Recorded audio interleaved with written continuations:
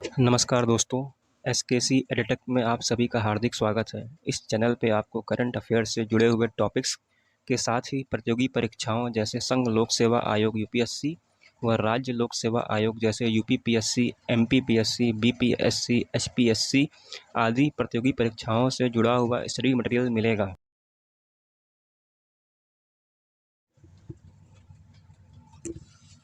भारतीय वायुसेना आईएएफ भारतीय वायुसेना आईएएफ भारतीय सशस्त्र बलों की वायुसेना है। इसके कर्मियों और विमान संपत्तियों का पूरक दुनिया की वायुसेनाओं में तीसरे स्थान पर है। इसका प्राथमिक मिशन भारतीय हवाई क्षेत्र को सुरक्षित करना और सशस्त्र संघर्ष के दौरान हवाई युद्ध करना है। यह आधिकारिक तौर पर 8 अक्टूबर 1932 को ब्रिटिश साम्राज्य की सहायक वायुसेना के रूप में स्थापित किया गया था, जिसने द्वितीय विश्व युद्ध के दौरान भारत की विमानन सेवा को रॉयल उपसर्ग के साथ सम्मानित किया था। 1947 में भारत को यूनाइटेड किंगडम से स्वतंत्रता मिलने के बाद रॉयल इंडियन एयर फोर्स और डोमिनियन ऑफ इंडिया के नाम पर रखा गया। 1950 में सरकार के गणतंत्र में परिवर्तन के साथ उपसर्ग रॉयल को हटा दिया गया था। भारतीय वायुसेना आईएएफ 8 अक्टूबर को अपना स्थापना दिवस मनाती है। भारतीय वायुसेना का सिद्धांत मोटो नभः स्पृशं दीप्तम touch the sky with glory. भारतीय वायुसेना का उद्देश्य मिशन आईएएफ के मिशन को 1947 के सशस्त्र बल अधिनियम, भारत के संविधान और 1950 के वायुसेना अधिनियम द्वारा परिभाषित किया गया है। यह तय करता है कि हवाई युद्ध क्षेत्र में भारत और उसके हर हिस्से की रक्षा, जिसमें रक्षा की तैयारी और ऐसे सभी कार्य शामिल हैं जो युद्ध के समय में इसके अभियोजन के लिए अनुकूल हो सकते हैं और इसकी समाप्ति के बाद प्रभावी विमुद्रीकरण के लिए अनुकूल हो सकते हैं। व्यवहार में इसे एक निर्देश के रूप में लिया जाता है, जिसका अर्थ है कि आईएएफ भारतीय हवाई क्षेत्र की सुरक्षा की जिम्मेदारी वहन करता है और इस प्रकार सशस्त्र बलों की अन्य शाखाओं के साथ मिलकर राष्ट्रीय हितों को आगे बढ़ाता है। आईएएफ युद्ध के मैदान में भारतीय सेना के सैनिकों के साथ साथ रणनीतिक और सामरिक एयरलिफ्ट क्षमताओं को निकट हवाई सहायता प्रदान करता है। एकीकृत अंतरिक्ष सेल भारतीय सशस्त्र बलों, अंतरिक्ष के नागरिक विभाग और भारतीय अंतरिक्ष अनुसंधान संगठन द्वारा संचालित होता है। एक एकीकृत अंतरिक्ष प्रकोष्ठ के तहत नागरिक द्वारा संचालित अंतरिक्ष अन्वेषण संगठनों और सैन्य संकाय को एकजुट करके सेना अंतरिक्ष अन्वेषण के नागरिक क्षेत्र में नवाचार से कुशलतापूर्वक लाभ उठाने में सक्षम है और नागरिक विभागों को भी लाभ होता है। भारतीय वायुसेना उच्च प्रशिक्षित कर्मचारियों, पायलटों और आधुनिक सैन्य संपत्तियों तक पहुंच के साथ भारत को तेजी से प्रतिक्रिया, निकासी, खोज और बचाव, एसएआर संचालन और कार्गो विमानों के माध्यम से प्राकृतिक आपदा प्रभावित क्षेत्रों में राहत आपूर्ति प्रदान करने की क्षमता प्रदान करता है। आईएएफ भारत ही नहीं अपितु अपने पड़ोसी देशों की भी समय समय पर सहायता प्रदान करता है। भारतीय वायुसेना का इतिहास। द्वितीय विश्व युद्ध 1939 से 1945। भारतीय वायुसेना का गठन ब्रिटिश कालीन भारत में रॉयल एयरफोर्स के एक सहायक हवाई दल के रूप में किया गया था। भारतीय वायुसेना अधिनियम 1932 को उसी वर्ष 8 अक्टूबर से लागू किया गया था, जिसके तहत रॉयल उपसर्ग के वर्दी, बैच और प्रतीक चिन्ह अपनाए गए। 1 अप्रैल 1933 को वायुसेना के पहले स्क्वाड्रन क्रमांक 1 का 4 रेसिडेंट वापीटी विमान व 5 पायलटों के साथ गठन किया गया था। भारतीय पायलटों का नेतृत्व फ्लाइट लेफ्टिनेंट सेसिल बाउसर के अंतर्गत सौंपा गया। 1941 तक स्क्वाड्रन क्रमांक 1 भारतीय वायुसेना का एकमेव स्क्वाड्रन था, जिसमें 2 और विमान शामिल कर लिए गए थे। शुरुआत में वायुसेना की केवल 2 शाखाएं थीं, ग्राउंड ड्यूटी व रसद शाखा। द्वितीय विश्व युद्ध के दौरान भारतीय वायुसेना के चिन्ह में से लाल गोला हटा दिया गया ताकि जापानी हिनोमारू उगता सूरज के साथ साम्य को टाला जा सके। 1943 में वायुसेना बढ़कर 7 स्क्वाड्रन व 1945 तक 9 स्क्वाड्रन्स की हो गई, जिसमें वल्टी वेजन्स, गोता बम वर्षक व हरिकेन और AW-15 अटलांटस जिसे 1944 में शामिल कर लिया गया। भारतीय वायुसेना ने बर्मा में बढ़ती हुई जापानी सेना को रोकने में सहायता प्रदान की थी, जहां इसने अपना पहली हवाई हमला अराकान में जापानी सैन्य छावनी पर किया। वायुसेना ने माई हंगसन और उत्तरी थाईलैंड के चैंग माई व चैंग राय में भी अब जापानी हवाई अड्डों पर हमले किए। अपने योगदान के लिए 1945 में राजा जॉर्ज 6 ने इसे रॉयल की उपाधि दी थी। आज़ादी के बाद के शुरुआती वर्ष 1947 से 1950। आज़ादी के पश्चात भारत 2 भागों, भारत संघ व डोमिनियन ऑफ पाकिस्तान में बांट दिया गया। भौगोलिक विभाजन के बाद वायुसेना भी दोनों देशों में बांट दी गई। भारत की वायुसेना का नाम रॉयल इंडियन एयरफोर्स ही रहा, पर 10 में से 3 स्क्वाड्रन और कार्यालय जो पाकिस्तान में चले गए थे, वो रॉयल पाकिस्तान एयरफोर्स में शामिल कर लिए गए। रॉयल इंडियन एयरफोर्स का चिन्ह एक अंतरिम चक्र, अशोक चक्र से व्युत्पन्न चिन्ह से बदल गया था। उसी दौरान जम्मू कश्मीर के ग्रहण का विवाद खड़ा हो गया। पाकिस्तानी सेना को राज्य में घुसते देख उसके महाराजा हरी सिंह ने भारत का हिस्सा बनना स्वीकार कर लिया ताकि सैन्य सहायता मिल सके। विलय के कागजों पर दस्तखत होते ही रॉयल इंडियन एयरफोर्स ने सैन्य टुकड़ियों को युद्ध क्षेत्र में उतारना शुरू कर दिया था। इस तरह भारत पाकिस्तान में पूर्णतया युद्ध छिड़ गया। हालांकि युद्ध की औपचारिक घोषणा कभी नहीं की गई। युद्ध के समय रॉयल इंडियन एयरफोर्स का पाकिस्तानी वायुसेना में हवाई युद्ध में सामना नहीं हुआ, परंतु सैन्य टुकड़ियों को पहुंचाने व जमीनी दल को हवाई सहकार्य देने में इसका महत्वपूर्ण योगदान रहा। भारत को 1950 में गणतंत्र घोषित करते ही रॉयल शब्द हटाकर सिर्फ इंडियन एयरफोर्स कर दिया गया और उसी समय से आज कार्यान्वित चिन्ह अपना लिया गया। कॉन्गो युद्ध व गोवा मुक्ति संग्राम 1960 से 1961। भारतीय वायुसेना ने 1960 में महत्वपूर्ण संघर्ष देखा, जब कॉन्गो पर बेल्जियम का 75 सालों का राज अचानक खत्म हो गया और देश को बड़े पैमाने पर हिंसा और विद्रोह ने निगल लिया। भारतीय वायुसेना ने अपने 5वें स्क्वाड्रन, जो इंग्लिश इलेक्ट्रिक कैनबेरा विमानों का दस्ता था, को संयुक्त राष्ट्र के कॉन्गो अभियान में सहायता देने के मकसद से रवाना कर दिया। स्क्वाड्रन ने नवंबर में परिचालन मिशन के उपक्रम शुरू कर दिए। 1966 में संयुक्त राष्ट्र का अभियान खत्म होने तक स्क्वाड्रन वहां टिका रहा। लियोपोल्डविल और कमीना से कार्य करते हुए कैनबेरा विमानों ने जल्द ही विद्रोही वायुसेना को निस्तानाबूद कर दिया और संयुक्त राष्ट्र के जमीनी दस्ते का एकमात्र हवाई सहारा बन गए। 1961 के अंत में सालों से चली आ रही बातचीत के बाद भारतीय सरकार ने पुर्तगालियों को गोवा और व आसपास के इलाकों से खदेड़ने के लिए सशस्त्र बलों को तैनात करने का निर्णय लिया।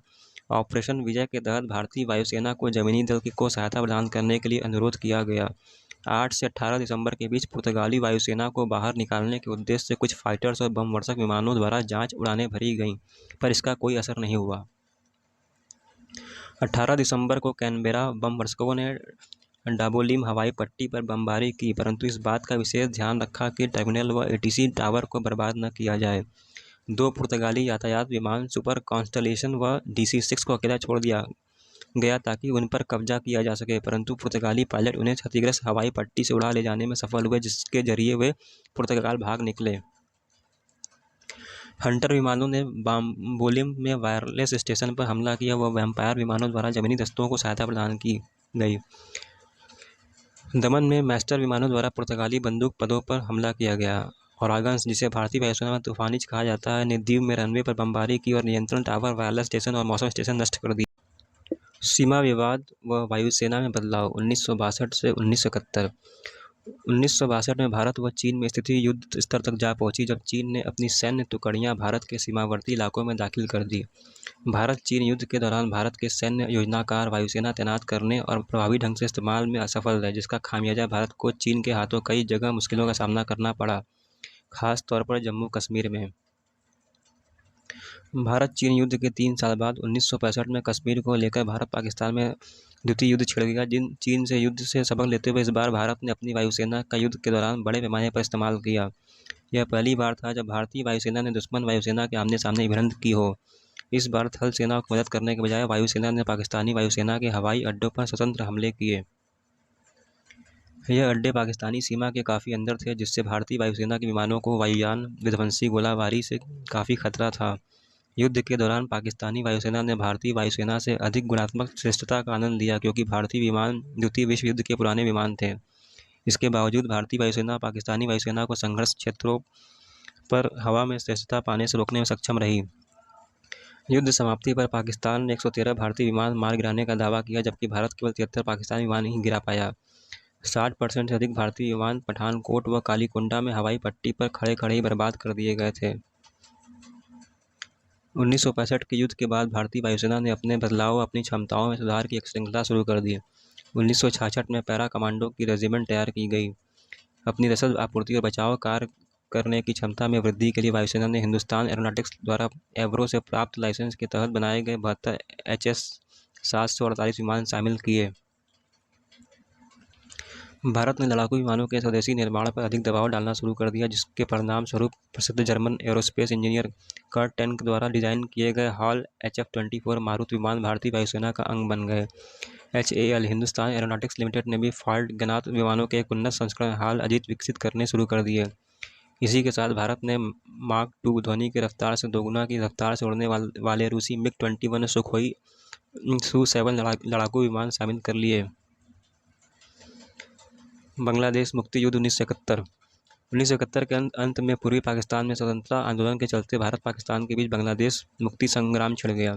22 नवंबर 1971 को युद्ध शुरू होने से 10 दिन पहले ही 4 पाकिस्तानी F-86 सेबर लड़ाकू विमानों ने भारतीय व गरीबपुर में मुक्ति बनी इलाकों में हमला कर दिया, जो अंतर्राष्ट्रीय सीमा के काफ़ी निकट हैं। 3 दिसंबर को भारत ने पाकिस्तान के विरुद्ध युद्ध की औपचारिक घोषणा कर दी, जिसके साथ ही पाकिस्तानी वायुसेना ने श्रीनगर, अम्बाला, सिरसा, हलवारा और जोधपुर में भारी हमले किए। अधिकारियों को पहले से इसकी आशंका थी, इसलिए पहले ही सावधानियां बरती गईं, जिसके कारण मामूली नुकसान हुआ।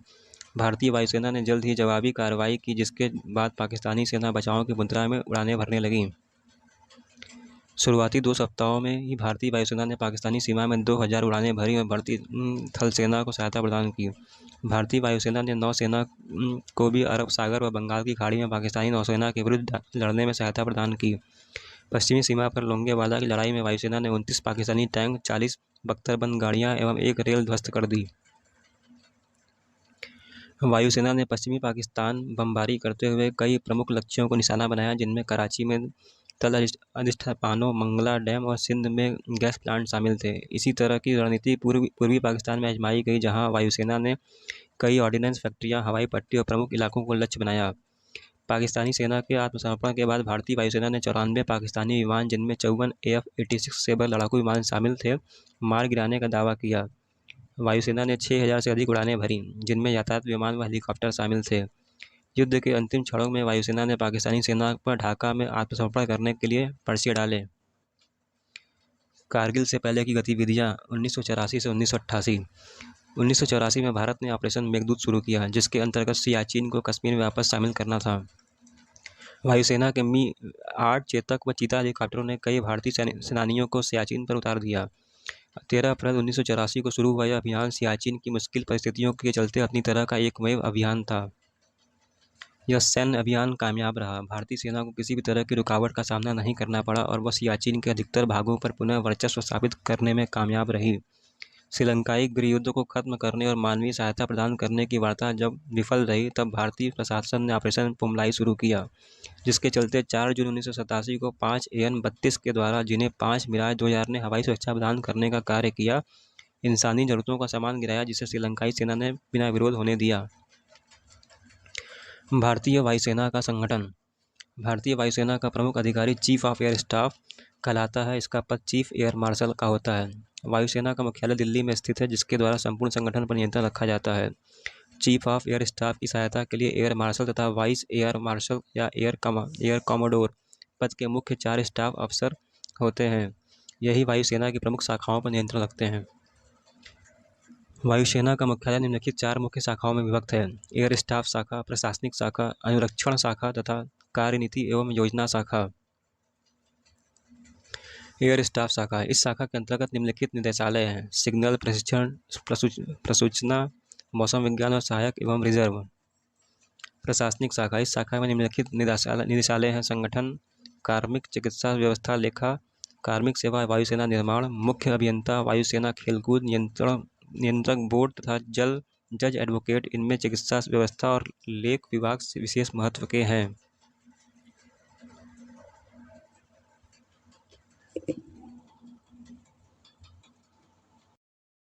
एयर स्टाफ शाखा। इस शाखा के अंतर्गत निम्नलिखित निदेशालय हैं: सिग्नल, प्रशिक्षण, प्रासूचना, मौसम विज्ञान और सहायक एवं रिजर्व। प्रशासनिक शाखा।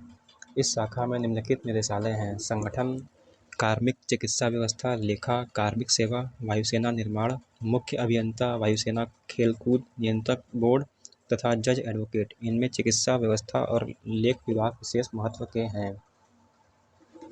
कमान तथा फौजी कार्रवाई।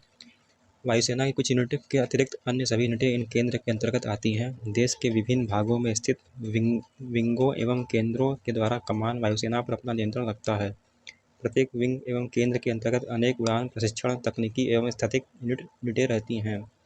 उपयुक्त 4 कमानें निम्नलिखित हैं: फौजी कार्रवाई कमान, प्रशिक्षण कमान, अनुरक्षण कमान तथा ईस्टर्न एयर कमान। 1952 में संसद द्वारा reserve and auxiliary air force act पारित किया गया। इस एक्ट का पालन करने के लिए निम्नलिखित 7 स्क्वाड्रनों का गठन किया गया: 51 number Delhi, 52 number Bombay, 53 number Madras, 54 number Uttar Pradesh, 55 number Bengal, 56 number Orissa और 57 नंबर पंजाब। वायुसेना का केंद्र। भारतीय वायुसेना के 5 परिचालन केंद्र और 2 कार्यात्मक केंद्र हैं। परिचालन केंद्र का काम अपने इलाके में फौजी गतिविधियों के तहत कब्जा बनाए रखना है। कार्यात्मक केंद्र का काम हमेशा फौज को तैयार रखना है। वायुसेना के ठिकाने। एक परिचालन केंद्र में 16 ठिकाने होते हैं। एक स्टेशन में 1 या 2 बेड़ा होता है। विंग्स।